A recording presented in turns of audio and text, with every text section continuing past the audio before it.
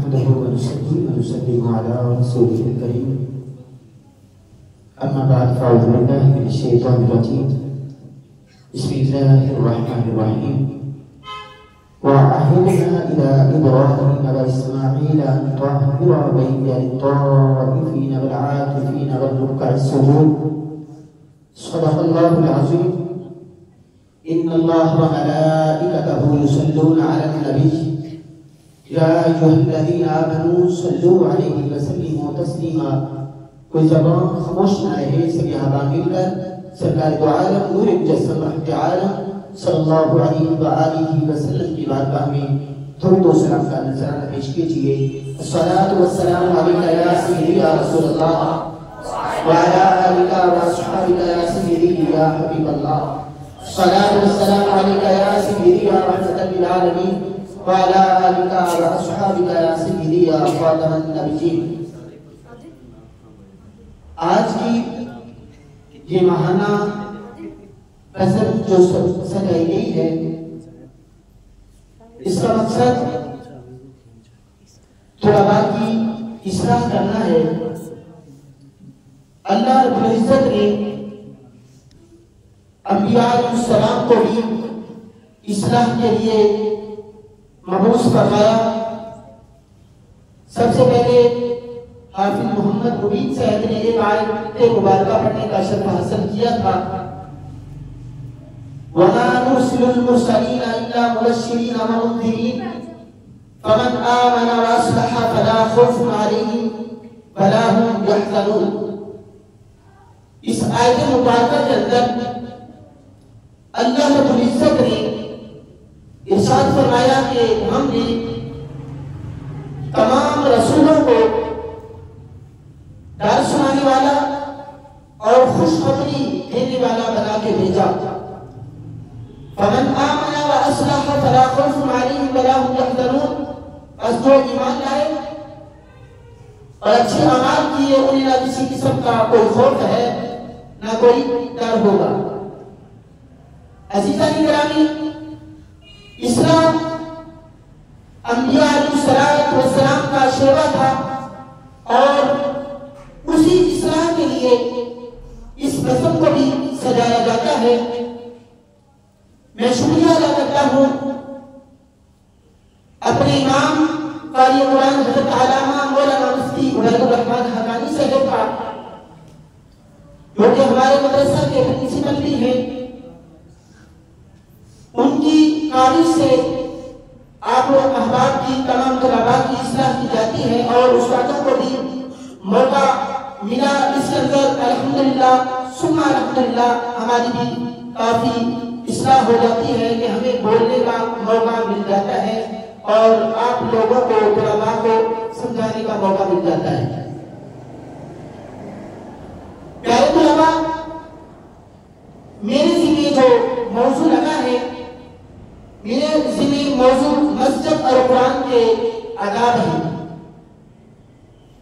ایک آیت مبارکہ پڑھنے کا میں نے شرف حاصل کیا ہے جس کے اندر اللہ رب العزت نے ارشاد فرمایا اور ہم نے تاکید فرمائی حضرت ابراہیم علیہ السلام کو اور حضرت اسماعیل علیہ السلام کو کہ وہ میرے گھر کو خوب ستھرا کریں، طواف کرنے والوں کے لیے، اعتکاف کرنے والوں کے لیے اور نماز پڑھنے والوں کے لیے۔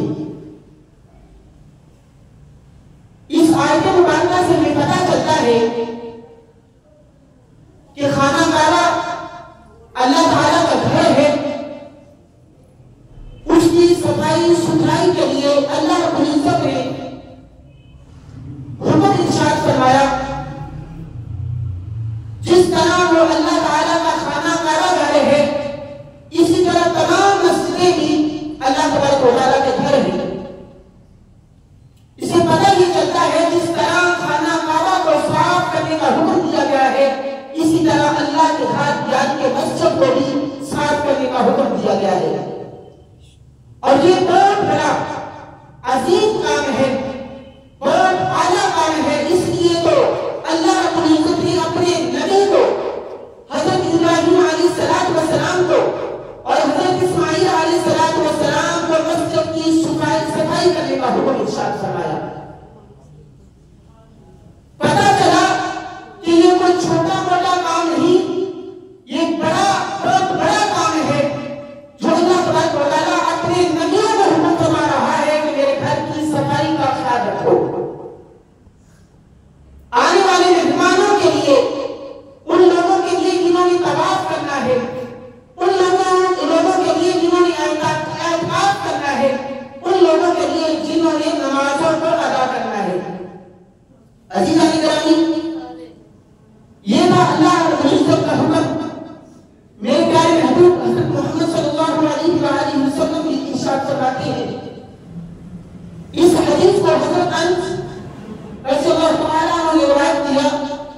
فرمایا بے شک ان مسجدوں میں گندگی، پیشاب اور پیخانہ جیسی کوئی چیز جائز نہیں. یہ مسجدیں تو تلاوت قرآن پاک، اللہ تعالیٰ کے ذکر اور نماز کے لیے ہے. اس حدیث مبارکہ سے ہمیں پتہ چلتا ہے کہ اللہ تبارک و تعالیٰ کے گھر کے اندر گندگی نہیں ہونی چاہیے، ناپاکی والی کوئی چیز نہیں ہونی چاہیے. اللہ تبارک و تعالیٰ کے گھر کو بنانے کا مقصد یہ ہے کہ اس گھر کے اندر قرآن پاک، فرمان حبیب کی تلاوت کی جائے. اس گھر کے اندر اللہ تعالیٰ کا کثرت کے ساتھ ذکر کیا جائے. اس گھر کے اندر نماز کو ادا کیا جائے، اللہ تبارک و تعالیٰ کی عبادت کی جائے. اس لیے اللہ تبارک و تعالیٰ کے گھر کو صاف ستھرا رکھنا بے حد ضروری ہے. ایک موقع پر پھر سرکار دو عالم نور مصطفیٰ صلی اللہ علیہ وسلم ارشاد فرماتے ہیں مسجدیں بناؤ اور ان سے بردار مراد نکال دو. جو اللہ تعالیٰ کی رضا کے لیے مسجد بنائے گا، اللہ تبارک و تعالیٰ اس کے بدلے اسے جنت عطا فرما دے گا. پیارے طلباء، ایک شخص سرکار دو عالم صلی اللہ علیہ وسلم کی بارگاہ میں عرض کرتا ہے، یا رسول اللہ صلی اللہ علیہ وسلم، کیا مسجدوں کو گزرگاہ میں بنایا جائے؟ تو میرے محبوب علیہ السلام فرماتے ہیں، ہاں، مسجدوں کو گزرگاہ میں بنایا جائے، مسجدوں کی صفائی کی جائے، مسجدوں سے صفائی کر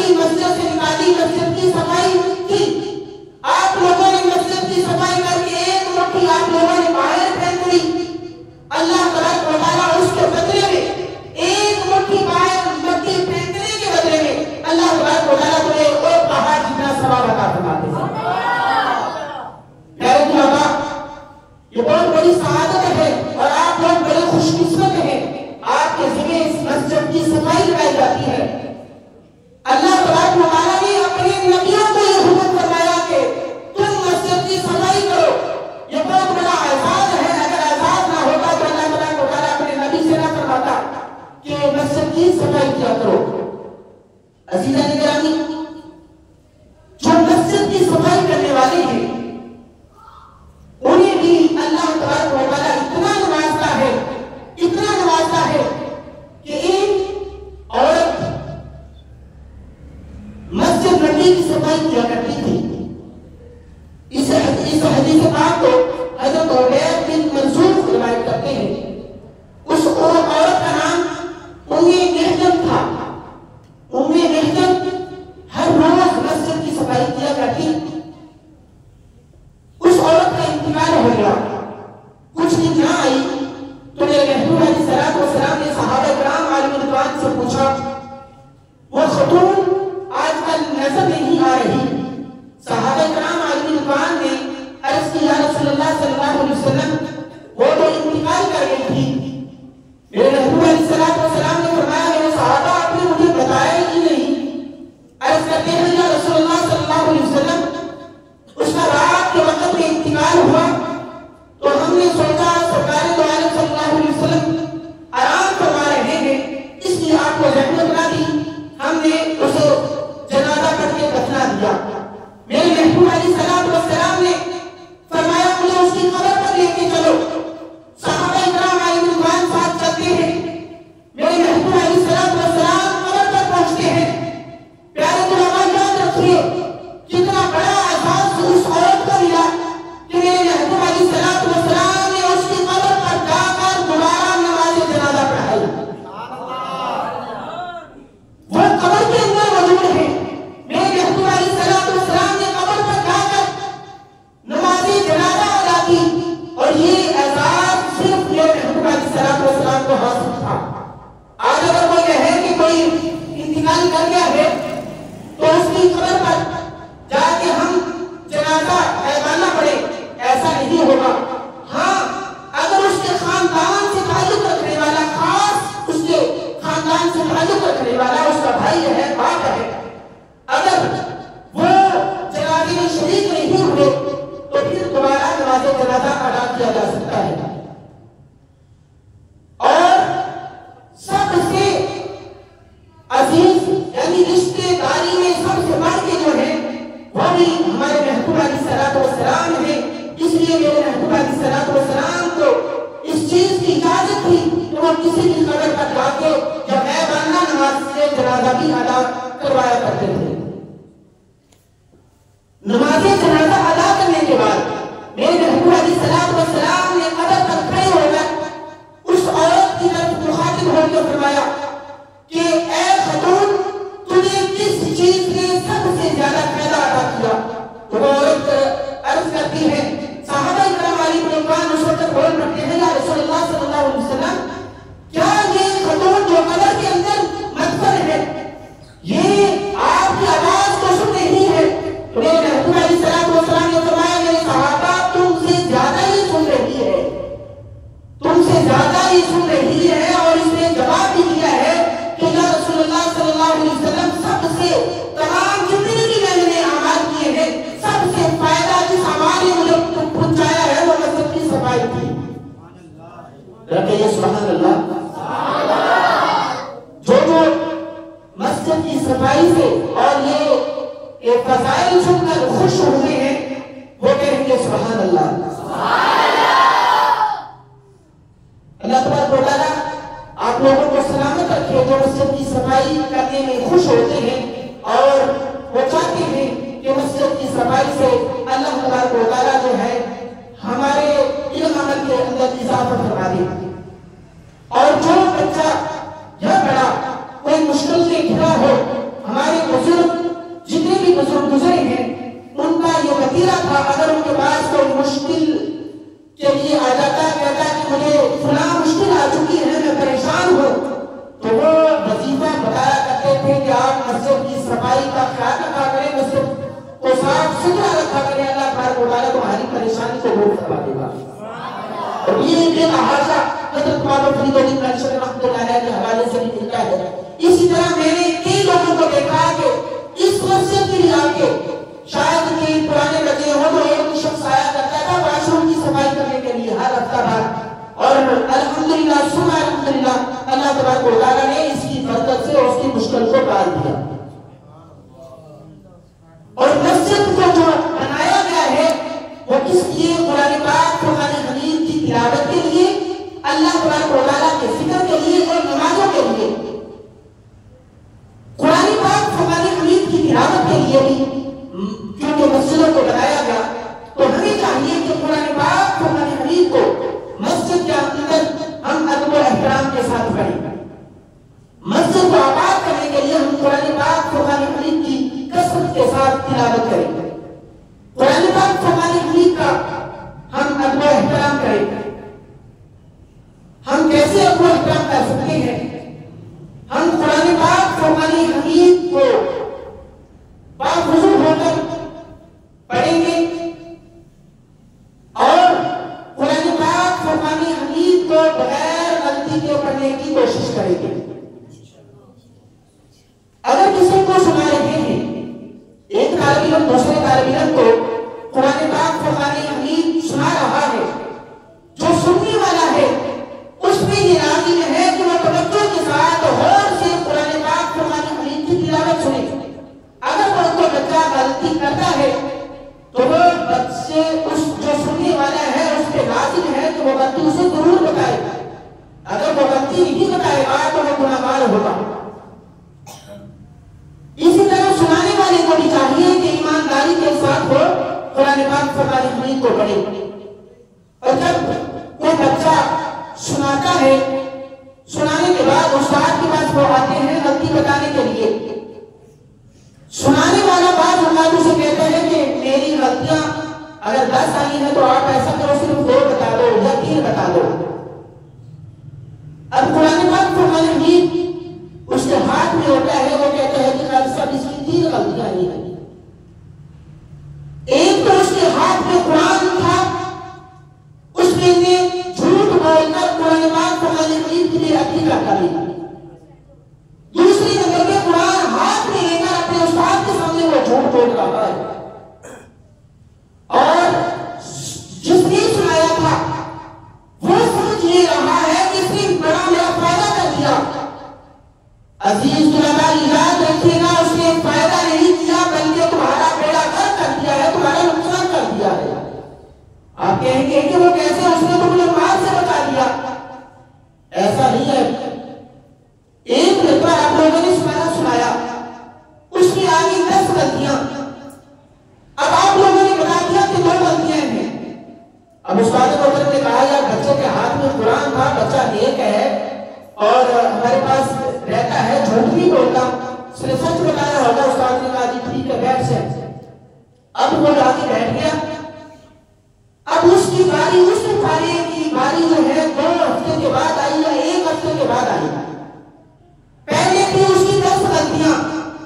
اگر وہ بچہ صحیح غلطیاں بتا دیتا کہ اس کی 10 غلطیاں ہیں، وہ 10 غلطیاں وہ صحیح کرتا، دوبارہ لاتا، اس کی ہو سکتا ہے دوبارہ 2 غلطیاں آتی یا آتی نہ. اب اس نے بتایا کہ اس کی صرف 2 غلطیاں ہیں. اب 1 ہفتہ گزرا، 1 ہفتے کے بعد جب اس نے دوبارہ سنایا وہ 10 غلطیاں نہیں آئیں گی بلکہ اس کی اور 10 اور ساتھ مل جائیں گی. اس کا اور جو مزید اس کا پارا کچا ہو جائے گا.